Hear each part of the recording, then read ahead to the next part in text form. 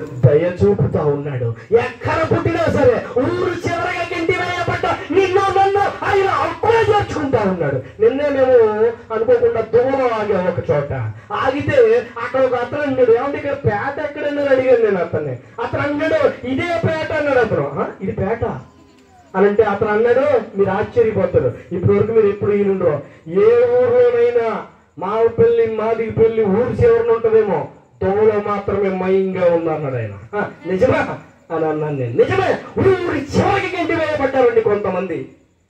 కానీ ఊరి చివరి గెంటి వేయబడ్డ వారిని సైతము హక్కున చేర్చుకున్నాడు. ఆయన కుడి పార్వశము మీద ఆసీనుడు ఉండడానికి ఇష్టపడతా ఉన్నాడు. అభిషేకించే అధికారాన్ని ఇచ్చాడు, అనేకులను స్వస్థపరిచే అధికారాన్ని ఇచ్చాడు. ఇదండి దయాళుడు అంటే. ఇదండి ఆ పలానా కులంలో పుట్టావు కాబట్టి నువ్వు అక్కడ, పలానా కులంలో పుట్టావు కాబట్టి నువ్వు అక్కడ అని లేదండి. నిచ్చిన మెట్ల స్వభావంలో లేదండి క్రైస్తవ్యం. ఎవరైనా సరే తెలుసుకుంటే అందరూ సమానమేనండి. యేసుక్రీస్తు అందరికీ ప్రభువు అండి. ఆయన అందరినీ ప్రేమించాడు. ఏమండి, మన ప్రభువు దయాళుడంట.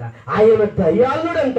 చూద్దాం మనం కీర్తనల గ్రంథం 119వ అధ్యాయము, కీర్తనల గ్రంథం 119వ అధ్యాయము 111వ వచనం. నీ శాసనములు నాకు అవి నాకు నిత్య స్వాస్థ్యమని భావించుచున్నాను. నీ కట్టడలను గైకొనుటకు నా హృదయమును నేను లోపరుచుకుని ఉన్నాను. ఇది తుది వరకు నిలుచు నిత్య నిర్ణయము. 68 చూడమ్మా, 119.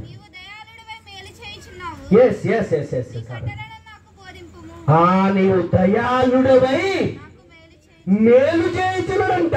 ఆయన దయాళుడయ్యి మేలు చేస్తా ఉన్నాడు మనకి. హల్లెలూయా. ఆయన అందరికీ మేలు చేస్తా ఉన్నాడు. ఏమండి, ఇందాకే చెప్పాను మీకు, పాపములో పట్టబడ్డ స్త్రీలు రాళ్లతో కొట్టి చంపమని చెప్తుంది మోషే ధర్మశాస్త్రం. వారిని కూడా, ఆమెను కూడా యేసుక్రీస్తు ఏమంటున్నాడంటే, అమ్మా అని పిలిచావ ప్రభువా, ఇది ఎవరు పిలువని పిలుపు, నేనెన్నడూ వినని పలుకు, అమ్మా అని పిలిచావ ప్రభువా. పాపములో పట్టబడ్డ స్త్రీని రాళ్లతో కొట్టి చంపమని మోషే ధర్మశాస్త్ర గ్రంథం చెప్తా ఉంటే యేసుక్రీస్తు అంటా ఉన్నాడు, వారిని క్షమించమని చెప్తా ఉన్నాడు. మీలో మొదటి తప్పు చేయని వాడు ఎవడు, అప్పుడు వాడు అంటున్నాడు. ఎవరో లేరంట అక్కడ, అందరూ వెళ్ళిపోయారు. అప్పుడు అంటున్నాడు ఆయన, అమ్మా నేను కూడా నిన్ను శిక్షించట్లేదు, ఎందుకంటే ఆయన ఇక్కడ అందరినీ దయ చూపటానికి వచ్చాడు. ఆయన దయామయుడు కాబట్టి ఆమెను దయ చూపాడు. అప్పుడు అంటున్నామే, ప్రభువా నన్ను అమ్మా అన్నావా. ఏమండి, చెడు స్త్రీ అంటే మనందరికీ కోపం. చెడు స్త్రీని ఎలా చూస్తామంటే ఇదా తప్పుడు స్త్రీ అనే ఒక రకమైనటువంటి ఏహభావాన్ని చూస్తాం. కానీ దేవుడు వారిని కూడా అమ్మా అని పిలుస్తున్నాడండి. అదండి దయాళుడు లక్షణము. అదండి దయాళుడు లక్షణం. అదండి కట్టుకున్న భార్యను, గర్భవతిని అనుమానించే లక్షణం కాదండి. ఏ లక్షణం అండి? వ్యభిచారిని కూడా అమ్మా అని పిలిచే దయాళుడండి యేసుక్రీస్తు.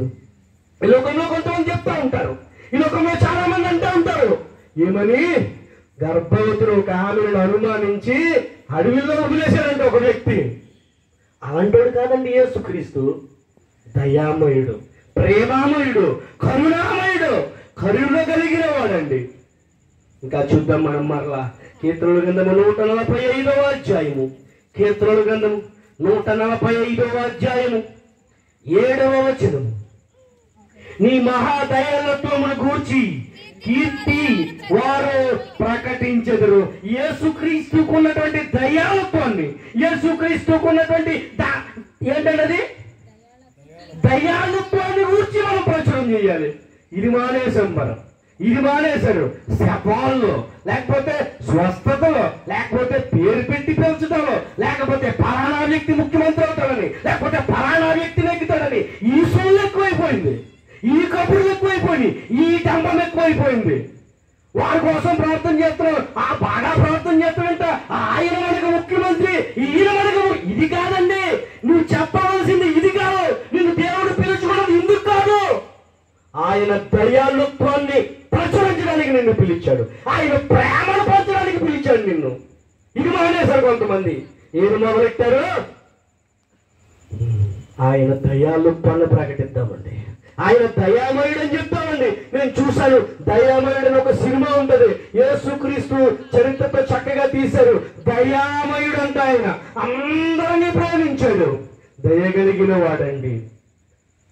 ఏమండి, ఇంకా చూద్దాం. ఇంకా చాలా గొప్ప గొప్ప అనేటువంటి విషయాలు మనము ఈరోజు చూడబోతున్నాం. విలాపవాక్యములు 3వ అధ్యాయము. విలాపవాక్యములు 3వ అధ్యాయము. విలాపవాక్యములు 3వ అధ్యాయము 25వ వచనం. విలాపవాక్యములు 3వ అధ్యాయము. తన్ను ఆశ్రయించు వారి ఎడల యెహోవా దయాళుడు, నన్ను వెదుకు వారి ఎడల. తన్ను ఆశ్రయించు వారి ఎడల యెహోవా దయాళుడు, తన్ను ఆశ్రయించు వారిని ఎడల.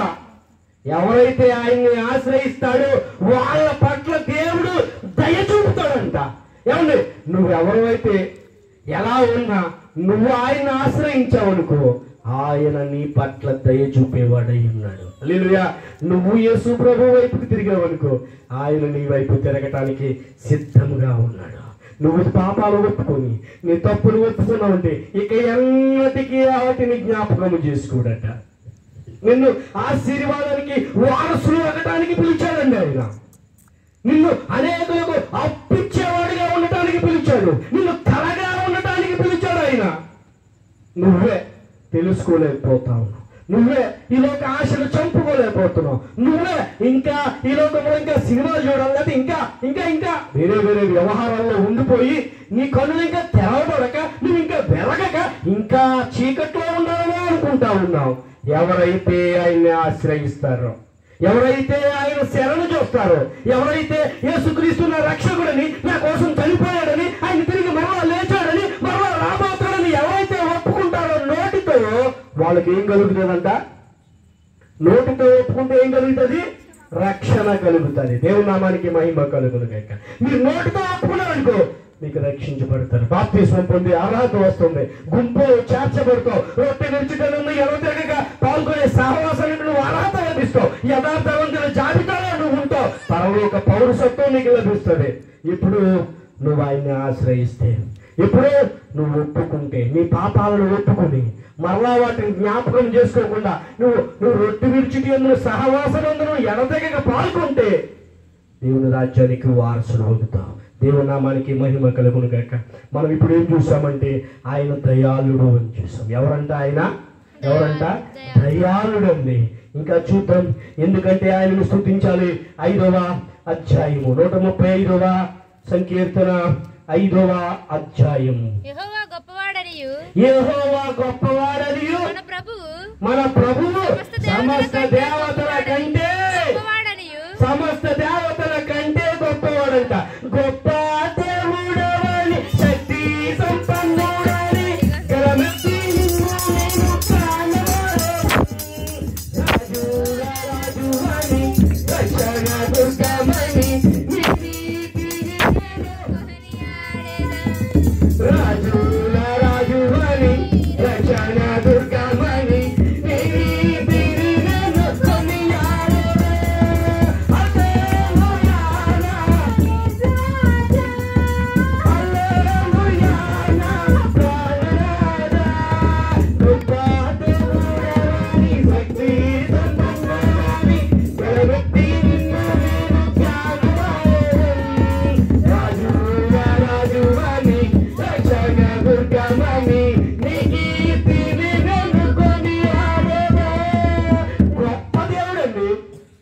ఎవరంటే మన దేవుడు గొప్ప దేవుడు. ఒక ప్రాంతానికో, ఒక రాష్ట్రానికో, ఒక దేశానికో, ఒక వర్గానికో పరిమితమైన వాడు కాదండి.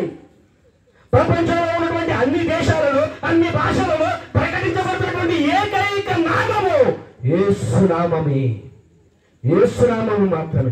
అన్ని దేశాల్లో ఉంది. మీ చుట్టాలు ఏదైనా ఊళ్ళో ఉన్నారా, వాళ్ళకి ఫోన్ చేసి అడగండి.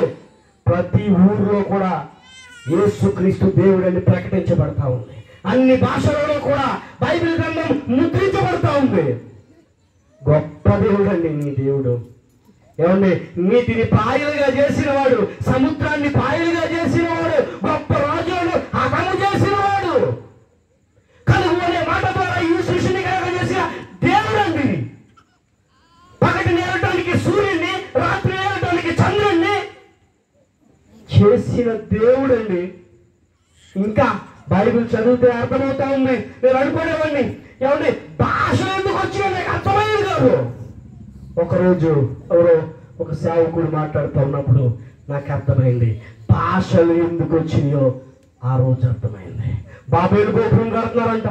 వీళ్ళందరూ దేవుని చూడాలని, దేవుని రాజ్యం చూడాలని ప్రజలందరూ ఏకమైపోయి బాబేలు గోపురం కట్టేసి చివరిదాకా కట్టేస్తారంట. అప్పుడు వచ్చాడంట దేవుడు, భాషలు తారుమారు చేశాడంట. వీళ్ళు ఒక భాష ఒకరికి పడతలేదంట, ఒకరి భాష ఒకరికి మాట్లాడే అర్థం అవట్లేదంట. అప్పుడు ఒకే భాష మాట్లాడే వాళ్ళందరూ ఒక ప్రాంతానికి, తమిళ మాట్లాడేవాళ్ళు తమిళ ప్రాంతానికి, కర్ణాటక భాష మాట్లాడేవాళ్ళు కన్నడ మాట్లాడేవాళ్ళేమో కర్ణాటక, ఇలాగా ఏ భాషలో మాట్లాడేవారు ఆ ప్రాంతాలకు వెళ్ళిపోయే రాష్ట్రాలుగా, దేశాలుగా మరి ఏమైపోయారంటే స్థిరపడిపోయారని ఒక వ్యక్తి చెప్పగా నా కళ్ళు తెరవమంటే, అరే ప్రతి దానికి సమాధానం చెప్తుందయ్యా బైబిల్. ప్రతి సన్నివేశానికి బైబిల్ సమాధానం చెప్తుంది. మనం అనుకునేవాళ్ళం ఏమని, కరోనా వచ్చినప్పుడు మన చెవులు ముక్కు ఏం మూసుకున్నాం మాస్క్ తోటి, ఎందుకని ముక్కులో నుంచి నోట్లో నుంచి ఆ క్రిమి వెళ్ళిపోతాడని. నాసికారంధ్రాలలో నుంచి దేవుడు జీవవాయువుని ఊతాడంట. అప్పుడు తెలిసింది నాకు నాసికారంధ్రాలంటే ప్రతి సన్నివేశానికి ముగింపు ఎక్కడై అంటే బైబిల్ గ్రంథం నిలబిస్తా ఉంది. ప్రతి దానికి, ప్రతి సన్నివేశానికి బైబిల్ గ్రంథమే సమాధానం చెప్తా ఉంది. మన దేవుడు కల్పిత గాథ కాదండి. మన దేవుడు ఆషామాషిగా కాదు, ఒక ప్రాంతానికో ఒక ఏరియాకో మాత్రమే పరిమితమైన వాడు కాదు. యేసుక్రీస్తు మనుషులున్న ప్రతి చోట ప్రకటించబడుతున్నది యేసునామం. యేసయ్య నామములో స్వస్థత ఉన్నదయ్యా, శ్రీ యేసయ్య నామములో రక్షణ ఉన్నదయ్యా. నమ్మితే చాలు నీవు పొందుకుంటావు శక్తిని, నమ్మితే చాలు నీవు పొందుకుంటావు శక్తిని. శక్తి ఉన్నదయ్యా, శ్రీ యేసయ్య నామములో శక్తి ఉన్నదయ్యా. పాపాలను పరిహరించే శక్తి కలిగినది యేసయ్య నామం, శక్తి కలిగినది యేసయ్య నామం. పాపాలను పరిహరించే శక్తి కలిగినది యేసయ్య నామం. దురాత్మలను బాధోడే శక్తి కలిగినది యేసయ్య నామం. యేసయ్య నామములో శక్తి ఉన్నదయ్యా, శ్రీ యేసయ్య నామములో శక్తి ఉన్నదయ్యా. నమ్మితే చాలు నీవు పొందుకుంటావు శక్తిని, నమ్మితే చాలు నీవు పొందుకుంటావు శక్తిని. యేసయ్య నామములో శక్తి ఉన్నదయ్యా, శక్తి ఉన్నదయ్యా. మన దేవుడు గొప్పవాడండి. చనిపోయిన వారిని సైతము లేపాడు. ఏమండి ఏంటది, వ్యాధులలో ఉన్న వాళ్ళని, ఇబ్బందులలో ఉన్న వారిని అందరినీ విడిపించేవాడై ఉన్నాడు మన దేవుడు. చూద్దాం మనం మరలా గొప్ప దేవుడు. ఏమన్నా 97వ సంకీర్తన 97వ సంకీర్తన 7వ వచనం. 97వ సంకీర్తన. వ్యర్థ విగ్రహములను బట్టి అతిశయపడుచు, నేను కూడా తీసుకోవాలి ఒక్కసారి. 97వ సంకీర్తన 7వ వచనం చదవం. వ్యర్థ విగ్రహములను బట్టి వ్యర్థ విగ్రహములను బట్టి అతిశయపడుచు, అమ్మా అతిశయపడుచు చెక్కిన ప్రతిమలను పూజించు వారందరూ సిగ్గుపడుతున్నట్ట. దేన్ని పూజించు వాళ్ళందరూ అంట? చెక్కిన ప్రతిమ. ఏంటది? చెక్కిన ప్రతిమలను పూజించేవాడు ఏమవుతాడంట? మరి ప్రార్థన చర్చిల్లో కూడా యేసు ప్రభు ఫోటో పెడుతున్నారు. మరి కొన్ని ప్రార్థనా మందిరాల్లో యేసు ప్రభు ఫోటో పెయింటింగ్ వేసి పెడుతున్నారు కదా, వాళ్ళు కూడా నవ్వులు పాలవుతారు. యేసు క్రీస్తు అని మన దేవునికి రూపం లేదు. ఎవరైనా యేసుక్రీస్తు ఫోటో ఏ మందిరంలో పెట్టినా అది దేవుణ్ణి అవమానపరిచినట్టే, వారు దేవునికి వ్యతిరేకంగా నడుస్తుంటే. ఏ చర్చ అయినా సరే ఇదే మాట. దేవుని రూపాలను పెడితే ఏంటది? మళ్ళా చదవని అవసరమైతే వ్యర్థ విగ్రహములను బట్టి అతిశయపడుతూ చెక్కిన ప్రతిమలను పూజించు వారందరూ చెక్కిన ప్రతిమ అంటే వేసిన ప్రతిమ కూడా. బొమ్మ వేసినా సరే, ఫ్లెక్సీ బ్యాండ్ లో ఉన్నటువంటి యేసు ప్రభు పోటీని పెట్టినా వాళ్ళు నవ్వులు పాలవుతారు. ప్రార్థనా మందిరం అంటే మన దేవునికి ఉన్న రూపం లేదండి, ఎవరు చూడదు.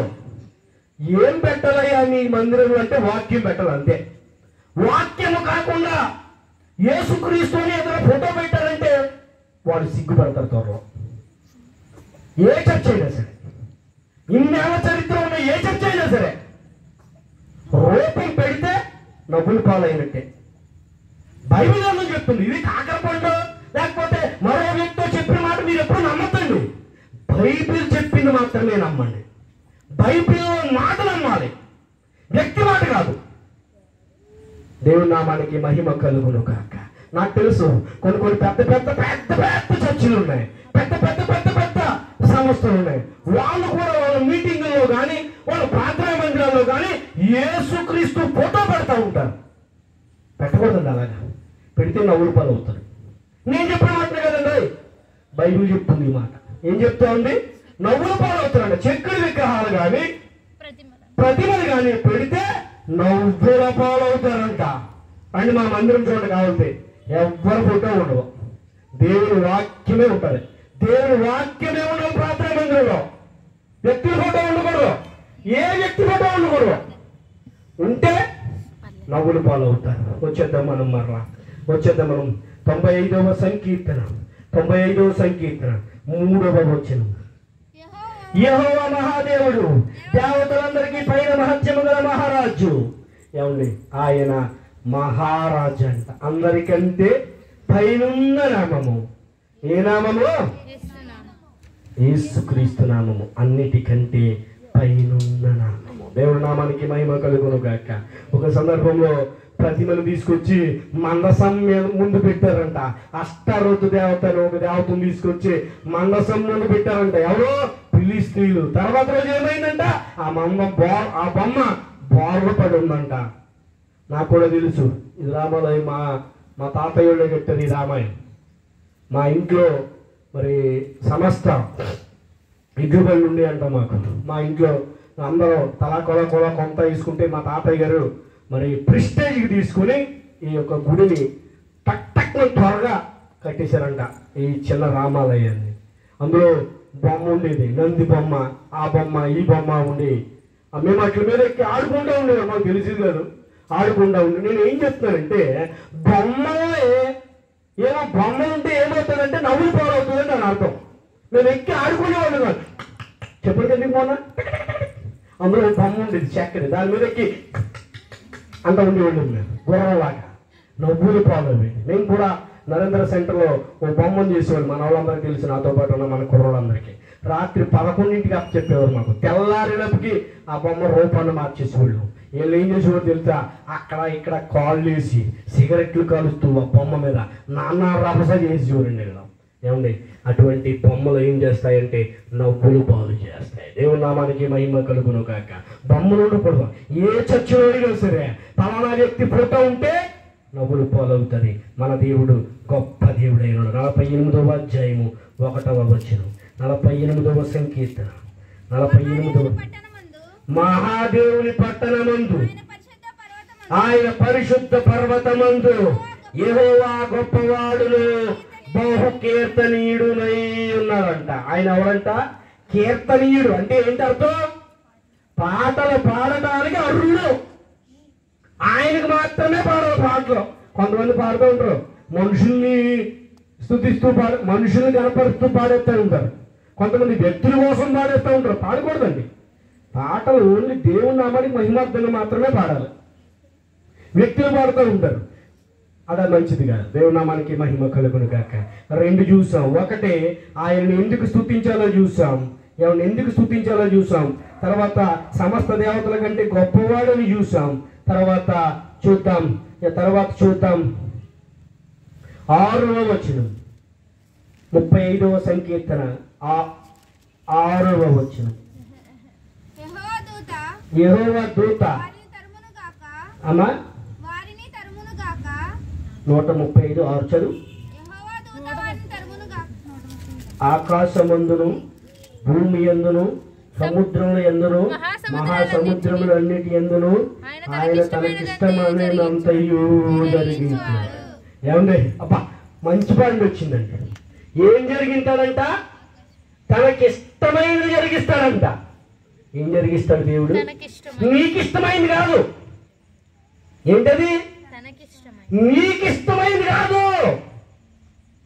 నిజమే, చాలా మందికి ఇష్టమైంది జరగలేదు మీ మధ్య. ఒకటి ఏంటది? మీకు తెలుసు, మీ ముఖం నవ్వు వచ్చినప్పుడే అర్థమైపోయింది నాకు. మనకు చాలా మందికి ఇష్టం ఒకటి, అది జరగలేదు. మొన్న నీకు ఇష్టమైనది జరగదండి, దేవుడు చిత్తం జరుగుతుంది. ఆమేన్. మీకు అర్థమైందని నేను ఏం చెప్తున్నాను? ఏం మాట్లాడో దేవుడు నాకు వివేచనను ఇచ్చాడు, ఏం మాట్లాడకూడదో దేవుడు నాకు వివేచనను ఇచ్చాడు. సమస్త మహిమా ఘనత దేవునికి చెల్లును కాక. నిజమేనండి, మనం చాలా మందికి ఇష్టం లేదు, ఇష్టం లేని జరిగిపోయింది. నీ ఇష్టం వచ్చింది చెప్పింది జరగడానికి కాదు, దేవుని చిత్త ప్రకారం జరగాలని ప్రార్థన చేయి. ఆయన సంకల్పము చెప్పున పిలువబడిన వారికి సమస్తము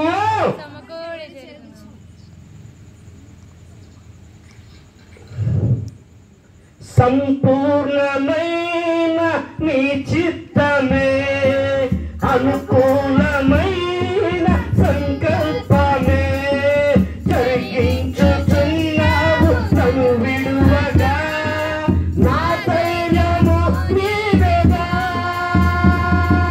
సంపూర్ణమైన నీ చిత్తమే, అనుకూలమైన సంకల్పమే జరిగించుచున్నావు నన్ను విడువగా.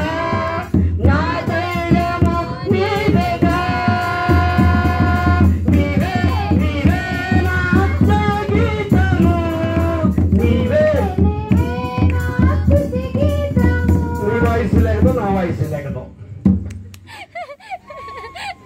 నాకు అసలే వాయిస్ అందుతులేదురా అంటే నువ్వేం నీవే నీవే అంటున్నావు. నువ్వు వచ్చేద్దాం మనం మరలా. ఏమండి? సంపూర్ణము ఆయన చిత్తము జరగాల. ఏం జరగాలంట? ఏం జరగాలంట? నీ ఇష్టం జరగాలని కోరుకోకు. ప్రభువా నువ్వు ఎవరిని ఏర్పరిచావు? నీ చిత్తం మా పట్ల జరిగింది ప్రభువా, మా తణుకు పట్టణానికి జరిగింది ప్రభువా, మా జిల్లాకి జరిగింది ప్రభువా, మా రాష్ట్రానికి జరిగింది ప్రభువా. నీ చిత్తము చొప్పున జరిగింది ప్రభువా అని ప్రార్థన చేయాలి. నిజమే, మొన్న ఎలక్షన్స్ లో ఒక కార్యక్రమం చేయడానికి నాకు ఒక అవకాశం ఇచ్చారు. ఇంచుమించు 7 లక్షల రూపాయలు ఖర్చు అయింది ఆ కార్యక్రమానికి. నేను బ్యానర్ వేయించాను వెనకాల. ఆ బ్యానర్ ఏం వేసామంటే, నీ చిత్తము మా పట్ల జరిగించు ప్రభువా, నీ చిత్తము చొప్పున జరిగించుము అని పెట్టాను. చాలా మంది అడిగారు నన్ను ఏంటిది అని. నేను వాళ్ళకి చెప్పాను, పలానా అని అన్నామనుకో దిగజారుడని, పలానా వ్యక్తి అని నువ్వు అన్నావంటే నువ్వు దిగజారిపోయావని, నువ్వు మెట్టు దిగిపోయావని. నీ చిత్తమే జరిగించు ప్రభువా అన్నావంటే నిబంధనలో ఉన్నావని, నువ్వు దేవుని చిత్తాన్ని జరిగిస్తున్నావు దాని అర్థం అని చెప్పాను నేను. అక్కడికి వచ్చిన వాళ్ళందరూ అన్నారు హ్యాట్స్ ఆఫ్, అద్భుతం, వెనకాల నువ్వు పెట్టిన బ్యానర్ అద్భుతం పండు, ఇదే జరగాలి. ఏ ఊర్లో కానీ ఎలక్షన్ క్యాంపెయిన్ ఏం జరగాలన్నమాట, ఇలా అనాలి. పలానా వ్యక్తి అనకూడదండి. పలానా వ్యక్తి అని ఏ వ్యక్తి అయినా అన్నాడంటే అది తప్పుపోయినట్టే. నేనన్నా తప్పుపోయినట్టే. నేను పలానా వ్యక్తి అని నేను అన్నానంటే నేను కూడా తప్పుపోయినట్టే అనకూడదండి. దేవుని చిత్తము చెప్పున జరిగించి ప్రభువా అని ప్రార్థన చేయాలి. ఆయన నీ కోసము సమస్తము సమకూడి మేలుకై జరిగిస్తా ఉన్నాడండి. నీకు చిన్నప్పటి నుంచి నీకు అన్ని సమకూడి జరుగుతున్నాయి కదా. చూడండి, ఉదాహరణకి బొంత హరకాశ్ గారు వారి ఫ్యామిలీని జ్ఞాపకం చేసుకోండి. ఎలాంటి పరిస్థితుల్లో నుంచి ఏమండి ఒక్క ఆడపిల్ల కంటే భయపడిపోయాడు. ఒక్క ఆడపిల్లతో చాలా అనుకున్నాను నేను. ఇంతమంది ఆడపిల్లలు పుట్టినా ఇంకా చిన్నపిల్లలు వేసుకుని తిరుగుతాడు మా అత్త. మొన్న కూడా చెప్పాను ఆదివారం నాడు. పార్వతి గారు ఇంకా ఏం చేద్దే, ఇంకా చిన్నపిల్లలు ఎత్తుకుంటూ ఉంటారు. పిల్లలు ఇంకా తీరలేదు అనుకుంటా. నేను అంటాను ఇంతమంది ఆడపిల్లల కన్నా ఏ రోజు వాళ్ళు ఏమైపోతే నాకే నన్ను వదలలేదండి పాపం. నాకు తెలిసి 2-3 సన్నివేశాలు నేను చూశాను. ఏమండి, 2-3 సన్నివేశాలు నేను అన్నాను కూడా, నీకు ఎందుకు నోరు మూసుకో అత్తమా అనేవాడిని. లేదురా బాబా ఇదిరా అని చెప్పేది. మరలా ఆ కార్యక్రమాన్ని అలా ముందుకు తీసుకెళ్తా ఉండేవాళ్ళ. నేనేమన్నానంటే, ఏమండి ఆడపిల్లలు పుడితే వదిలించుకొని ఎందుకు అందుకొని వదిలించేసుకుంటున్న ఈ రోజుల్లో వాళ్ళందరినీ ఏదో రకంగా ముందుకు తీసుకువెళ్తున్నా వారిని నిజంగా దేవుడు బహుగా ఆహ్వాదించునుగాక. దేవుని నామానికి మహిమ కలుగునుగాక.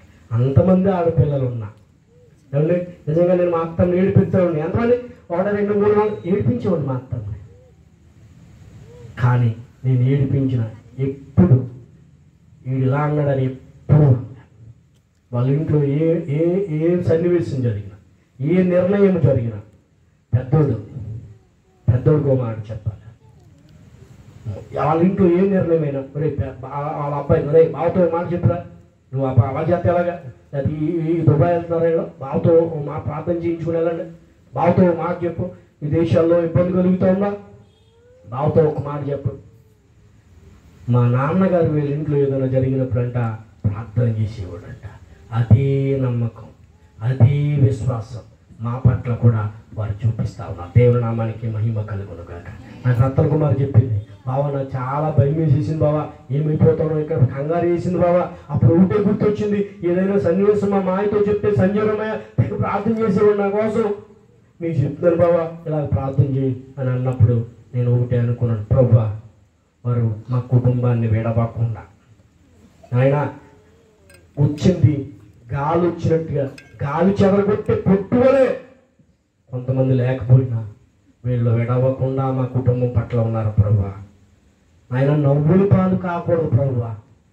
ఆయన నా జనుడు ఇక అన్నాడు సిగ్గు అందరన్నావు కదా, నీ మందిరంలో ఉంటున్న ఈ బిడ్డలు జ్ఞాపకం చేసుకో, ఆశీర్వదించు, ఆ కుటుంబం పట్ల నీ చిత్తాన్ని జరిగించు అని ప్రార్థన చేసినప్పుడు సమస్తాన్ని సమకూడి జరిగిస్తా ఉన్నాడు దేవుడు. హల్లెలూయా. దేవునికి మహిమ కలుగునుగాక. వెనుక శత్రువు వెంటాడినను, వెనుక శత్రువు వెంటాడినను, ముందు సముద్రము ఎదురొచ్చినా, ముందు సముద్రము ఎదురొచ్చినా, మోషే సాగేదా నే సాగేదా యేసునితో నా జీవిత కాలమంతా, నే సాగేదా యేసునితో నా జీవిత కాలమంతా. వాయిస్ లేకదు కదా, నువ్వు వాయిస్ లేకుందని నువ్వు ఇచ్చుకున్నావా, నీ వాయిస్ లేకూడదు, తగ్గించు. దేవుని నామానికి మహిమ కలుగును. వినపడకూడదు నీ వాయిస్, అర్థమైందా? ఇది ఇంటి పండు, ఆ పిల్లదేమో వాయిస్ లేకదని తిట్టాడు, వాళ్ళ కూతురిదేమో వాయిస్ లేకుందని తిట్టాడు. 2 యాక్సన్లు ఏంటి అనుకుంటున్నారా? ఆడపిల్ల అంటే స్లోగానే మాట్లాడాలి. ఆడపిల్ల స్లోగా మాట్లాడితేనే అమ్మం, ఆడపిల్ల చిన్నగా మాట్లాడితేనే అమ్మం, అంతేగాని గట్టిగా మాట్లాడితే అందంగా ఉండవు. దేవుని నామానికి మహిమ కలుగునుగాక. హల్లెలూయా. వచ్చేద్దాం మనం మరలా ఆయన చిత్తము చొప్పున జరిగించేవాడు. దానియేలు గ్రంథము 4వ అధ్యాయం, దానియేలు గ్రంథము ముగించేసుకుందాం. వచ్చేద్దాం, చివరిలోనికి వచ్చేద్దాం. మంచి అంశం మీద మనం ఈరోజు ధ్యానం చేస్తా ఉన్నాం. దానియేలు గ్రంథము 4వ అధ్యాయము 35వ వచనం. దానియేలు గ్రంథము పేజీ నెంబర్ ఎంతమ్మా? పేజీ నెంబర్ ఎంత అమ్మా? 732. చదువు. 4వ అధ్యాయం 35. 4:30 చదువు. భూనివాసులందరూ ఆయన దృష్టికి ఎన్నికకు రానివారు, ఆయన పరలోక సేన ఎడల భూనివాసుల ఎడల తన చిత్తము చొప్పున జరిగించువాడు, ఆయన చెయ్యి పట్టుకొని నీవేమి చేయుచున్నావని ఆయనతో చెప్పుటకు ఎవడు? దేవుని నామానికి మహిమ కలుగును కాక. హల్లెలూయా. ఏమండి, ఏంటంట ఇది? దాని అర్థం ఏంటంట? భూమి తన చిత్తము చొప్పున జరిగించువాడు ఆయనే. ఏమండి, నువ్వు ఎలా ఉన్నా నిన్ను పోషిస్తా ఉన్నాడు, సంరక్షిస్తా ఉన్నాడు. ఆయన చిత్తము చొప్పున సమస్తము సమకూడి జరిగిస్తా ఉన్నాడు. కరోనా వచ్చిందండి, వచ్చినప్పుడు ఎలాంటి భయంకరమైన పరిస్థితులండి. ఈ వీధిలో ఉన్న ఒకరినొకరు చూసుకున్నావా కొన్నాళ్ళు? లేవు. కానీ అలాంటి సందర్భంలో కూడా దేవుడు ఈరోజు మనం జ్ఞాపకం చేసుకుని చక్కని పరిస్థితులను మనకి ఇచ్చాడు. హల్లెలూయా. జ్ఞాపకం చేసుకున్నాడు మనల్ని. ఎలాంటి పరిస్థితుల్లో ఉన్నా జ్ఞాపకం చేసుకున్నాడు, పోషిస్తా ఉన్నాడు, సంరక్షిస్తా ఉన్నాడు. మనం పుట్టినరోజు అండి, ఇన్ని పుట్టినరోజులు బట్టలు కొనుక్కోకుండా ఉన్నావు నువ్వు? ఎలా కూడా వచ్చేది బట్టలు కదా నీకు, ఎలా కూడా వచ్చేది కేకు వచ్చేదా రాదా? సమస్తము సమకూడి జరిగిస్తా ఉన్నాడు ఆయన బిడ్డల పట్ల. దీనిని బట్టి నువ్వు స్తోత్రాలు చెల్లించాలి, దీనిని బట్టి నువ్వు స్తుతి చెల్లించాలి. ఇది వరకు ఒక కేకు, ఇప్పుడు 2-3 కేకులు. మొన్న ఈ మధ్య మా బామ్మకి గారికి పత్రం జరిగింది, ఎవడో లివింగ్. ఇన్ని కేకులు, నైట్ ఒక కేకు, మధ్యరాత్రిలో కేకు, తెల్లారో కేకు, నైట్ ఒక మళ్ళీ కేకులు. నేను ఏం చెప్తున్నానంటే, దేవుడు మనం అలా ఆశీర్వదిస్తా ఉన్నాడు. ఏం చేస్తా ఉన్నాడు? దేవుడు నిన్ను అలా ఆశీర్వదిస్తా ఉన్నాడు. పుట్టినరోజు అంటే ఏమంటే కేక్ తెలియదు మన చిన్నప్పుడు. పుట్టినరోజు అంటే సేమియా కంటే పెద్ద గొప్ప, పలవాలు ఉంటే ఇంకా పెద్ద గొప్ప కదండి. ఈరోజు ఎన్ని కేకుల మీద కేకులు వచ్చేస్తున్నాయి. నాకు కూడా గుర్తొస్తుంది, లాస్ట్ ఇయర్ నేను 4 కేకులు కట్ చేశాను. వద్దంటేనే ఎన్ని కట్ చేశాను? నేనేం చెప్పాలని ప్రయత్నం చేస్తానంటే మీకు, దేవుడు మనలందరినీ ముందుకు నడిపిస్తా ఉన్నాడు, సమస్తము సమకూడి జరిగిస్తా ఉన్నాడు. వచ్చేద్దాం మనం మరలా చివరిలోకి వచ్చేద్దాం, 7వ వచనంకి వచ్చేద్దాం. 7వ వచనం 135:7. 135వ సంకీర్తన 7వ వచనం. భూదిగంతముల నుండి ఆవిరి లేవజేయువాడు ఆయనే, వాన కురియునట్లు మెరుపు పుట్టించువాడు ఆయనే, తన నిధులలో నుండి గాలిని ఆయన వెళ్ళజేయును. ఏమండి, మీ అందరికీ వర్షాలు ఎలా వస్తాయో తెలుసా? వర్షాలు ఎలా వస్తాయో తెలుసా? ఆవిరి పైకి వెళ్ళి చల్లబడి. అబ్బా, సైన్స్ చెప్పేను అమ్మా. ఈ నదుల్లో నుంచి, కాలువల్లో నుంచి ఈ ఆవిరి వెళ్తూ ఉంటుందండి. ఒక రకమైనటువంటి ఆవిరి వెళ్ళి ఆ మేఘాలను చల్లబరుస్తుంది అన్నమాట. అప్పుడు వర్షం కురుస్తుంది. మీకు మరి ఐడియా ఉందో లేదో, మేఘాల మీద ఈ మధ్య ఒకటి వచ్చింది, దాన్ని ఏదో అంటున్నారు వర్షాన్ని. మేఘాల మీద ఒక రకమైనటువంటి పౌడర్ జల్లుతుంది. హెలికాప్టర్ తీసుకెళ్ళి, విమానాలు తీసుకెళ్ళి మేఘాల మీద జల్లుతుంది. జల్లితే ఆ మేఘాలు చల్లబడి వర్షాలు, కృత్రిమ వర్షాలు అంటారు దాన్ని. ఏంటది? కృత్రిమ వర్షాలు. ఇప్పుడు ఈ మధ్య లేదు కానీ గతంలో మనకు బాగా వర్షాలు పడని టైంలో అది ట్రై చేశారు, సక్సెస్ అయింది. ఏమంటే కృత్రిమ వర్షాలు కురిపించారు. అనంతపురం తదితర ప్రాంతాల్లో వర్షాలు కురవు పెద్దగా, అక్కడ కురిపించేవారు అనమాట. అది ఏంటనమాట అది. కానీ మన ప్రాంతాలను ఎందుకో దేవుడు అమితంగా ఇష్టపడ్డాడు. మాట్లాడితే వర్షం, కుదిరితే వర్షం. మొన్న మధ్య వర్షం అయితే ఎంత చిరాకు వచ్చిందో కదండి. 4-5 రోజులు మనం ఇంట్లోంచి బయటకు రావట్లేదు, వర్షాలు కురిసేసినాయి, వరదలు వచ్చేసినాయి, ఊర్లు మునిగిపోయినాయి. ఈ ప్రాంతాలను దేవుడు అనేకులు ప్రార్థనలు బట్టు మరి ఎందుకో తెలియదు, ఈ ప్రాంతాలన్నీ సస్యశ్యామలంగా దేవుడు దీవిస్తా ఉన్నాడు. ఇంకా ఎవరికి అవసరాలు వర్షాలు కావాలో వాళ్ళ కోసం మనం ప్రార్థన చేద్దాం. దేవుని యొక్క మరి చిత్తం చెప్పిన అన్ని జలాశయాలు ఏమైనాయి అంట? అన్ని జలాశయాలు పూర్తిగా నింపబడ్డాయంట. ఈ సంవత్సరానికి ఇంకా వర్షాలు కురవకపోయినా పర్వాలేనట్టుగా అన్ని జలాశయాలు కూడా నిండిపోయి అంట. రీసెంట్గా నేను చదివాను పేపర్లో, సీఎం గారు చెప్తా ఉన్నారు. కృష్ణానది తెలుసు కదా మీ అందరికీ, విజయవాడ దగ్గర. కృష్ణానదిలో నుంచి, బ్యారేజ్లో నుంచి వాటర్ బయటికి ఎప్పుడు వెళ్ళడం, ఎందుకంటే అది వర్షం పెద్దగా రాదట్టు. ఆ వాటర్ అక్కడ కావాలని ఎప్పుడు బ్యారేజ్ లాక్ చేసి, మీరు ఎప్పుడు ఎన్నోసార్లు విజయవాడ హైదరాబాద్ వెళ్ళారా? విజయవాడ బ్యారేజ్ నుంచి వెళ్ళారా? ఎప్పుడైనా బ్యారేజ్ మీద వాటర్ వెళ్తున్నాయి చూసారన్న వాళ్ళు చేసేస్తాను, నేనే చూడలేదు, మీరేం చూసుంటారు. అయితే ఇప్పుడు బ్యారేజ్ గేట్లు ఎత్తారంట మొత్తం అన్ని, మొన్న 3 రోజుల క్రితం. అంటే అక్కడ కూడా సమృద్ధిగా వర్షం కురిసింది. నేనేం చెప్పాలని ప్రయత్నం చేస్తున్నానంటే, దేవుడు వర్షాలను మనకి కావలసినంత కురిపిస్తా ఉన్నాడు. దాన్ని బట్టి మనం ఏం చేయాలి? దేవుని స్తుతి చెల్లిస్తాం. వర్షం పడుతూ ఉందా? వర్షం పడుతూ ఉందా? దేవుని స్తుతి చెల్లించు. ప్రభువా, ఇంకా మాకు చాలయ్యా, ఇంకా కురవని ప్రాంతాల్లో కూడా వర్షాలు కురిపించి ప్రభువా అని ప్రార్థన చేయాలి. దేవుని నామానికి మహిమ కలుగును గాక. వచ్చేద్దాం చివరి అంశము 13వ వచనము. యెహోవా నీ నామము నిత్యము నిలుచును. యెహోవా నీ జ్ఞాపకార్థమైన నామము తరతరములుండును. అది ఆయన నామము తరతరములు ఉంటుందంట. ఆయన నామము తరతరాలు ఉండే నామం అంట. ఇక్కడ బాగా వయసు పెద్దవారు ఎవరున్నారు? ఇక్కడ వయసు పెద్దవారు ఎవరున్నారు? సత్యవతి గారు ఉన్నారు, మా అమ్మ కూడా ఉన్నారు. వాళ్ళ తాత కాలం నాటి కూడా యేసు ప్రభు నామం ఉందా? వాళ్ళ నాన్న కాలంలో కూడా యేసు ప్రభు నామం ఉంది. వాళ్ళ కాలంలో ఉంది, వాళ్ళ కుమారుల కాలంలో ఉంది, వాళ్ళ మనవల కాలంలో కూడా ఉందా? తరతరాలు నిలిచే నామం. మీకు ఒక విషయం తెలుసా? మా మనీషా ఉంది కదా, మా మనీషా మా అమ్మ అంటే ఎవరు? మా అమ్మ కదా. మా అమ్మ వాళ్ళు మామను కూడా చూసింది మనీషా. ఎవరు చెప్పండి? మా అమ్మోడు మామ సత్యమామ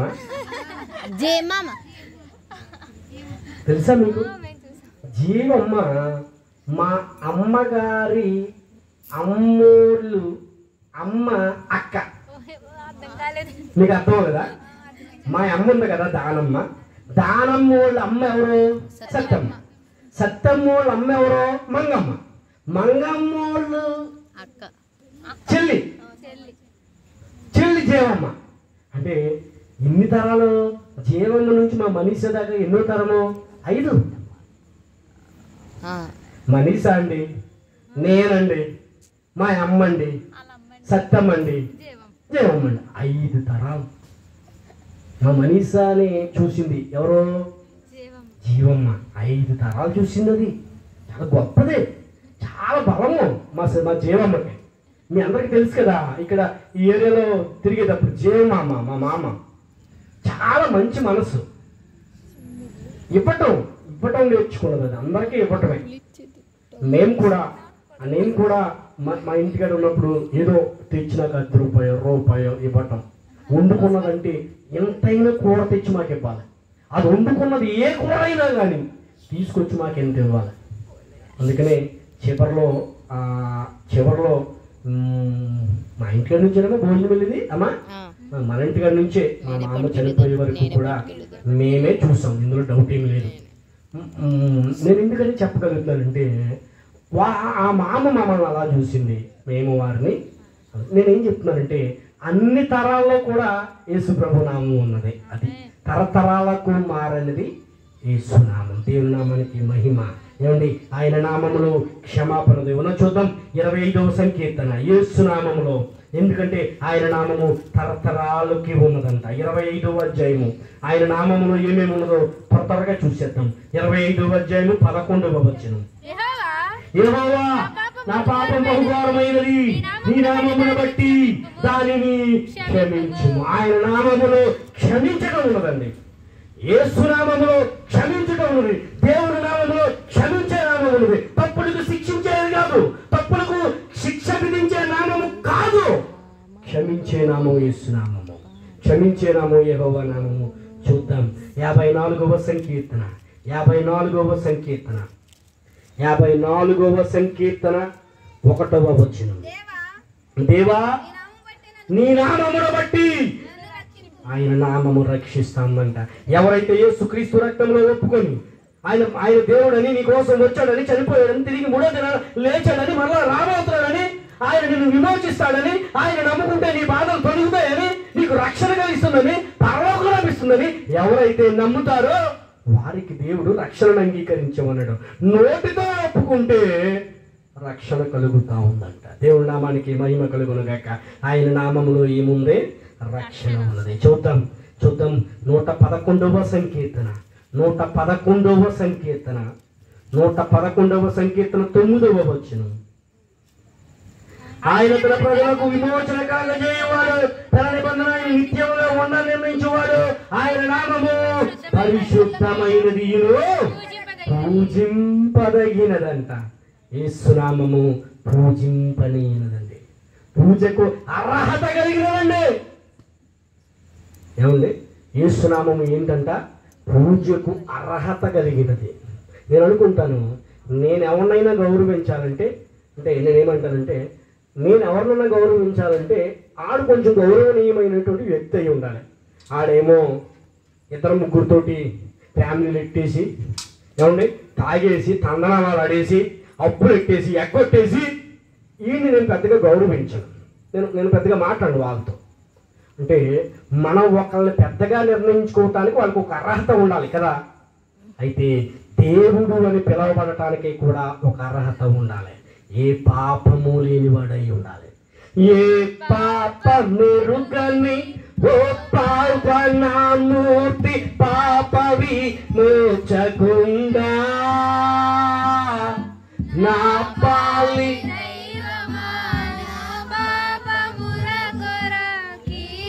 అట్లు నొందినావా. మన పాపముల కోసం ఆయన పాటలు పడ్డాడంట. నిన్ను నన్ను నీతిమంతుడిగా చేయాలని ఆయన పాపముగా మారాడంట. నిన్ను నన్ను ధనవంతుడిగా మార్చాలని ఆయన పేదవాడిగా పుట్టాడంట. నిన్ను నన్ను బిల్డింగులో ఉండాలని, నీవు నేను ఆశీర్వదించబడిగా ఉండాలని ఆయన పశువుల పాకలో పుట్టాడంట. నీవు నేను కడగబడాలని ఆయన రక్తాన్ని చిందించాడండి. నీవు నేను విమోచించబడాలని ఆయన క్రయధనం చెల్లించాడండి. అందుకనే ఆయన నామము పూజనీయమైనది, ఆయన నామము గణనీయమైనది, ఆయన నామము మహిమ కలిగిన నామము, ఆయన నామము పూజకు అర్హనీయమైనది. చూద్దాం చివరి వచనం 124వ అధ్యాయము 124వ అధ్యాయము 124వ సంకీర్తన 8వ భూమి ఆకాశములను సృజించిన యెహోవా నామము వలననే మనకు భూమి ఆకాశములు సృజించిన యేసయ్యా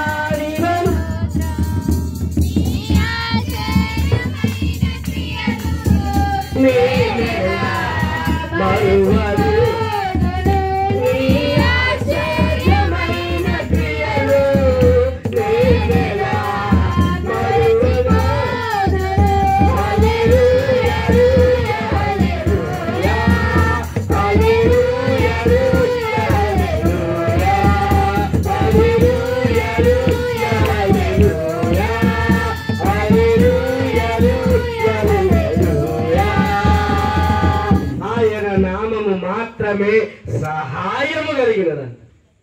ఏమండి, నాకు బాగా గుర్తు, మేము హై స్కూల్లో క్రిస్మస్ చేసినప్పుడు ఏఆర్ స్టీవెన్ తన్ గారు వచ్చారు. ఆయన చెప్తా ఉన్నాడు.